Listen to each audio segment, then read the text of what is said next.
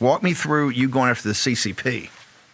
So in March of 2020, right, like when this is unfolding, you start to look, the CCP was well aware of COVID in November and December of 2019. There's a whistleblower, Dr. Lee, that came forward.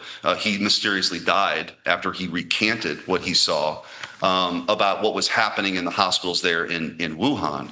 And so they knew it was real. They knew it was a deadly virus. They didn't want to do anything about it. They wanted to cover it up. And how did they cover it up? Well, they ended flights in and out of Wuhan domestically, but not internationally.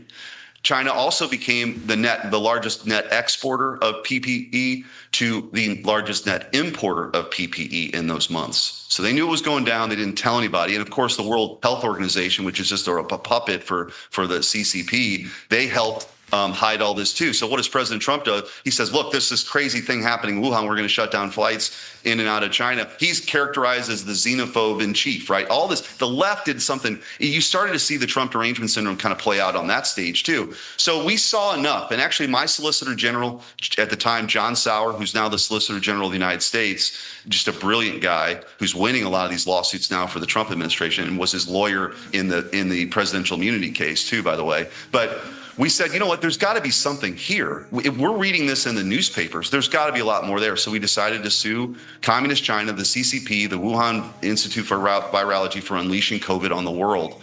And it was, look, we got a lot of criticism for it. Ultimately, now there's a $24 billion judgment out there now that Andrew Bailey's now moving on to the FBI, but hopefully the new Attorney General, you can seize assets.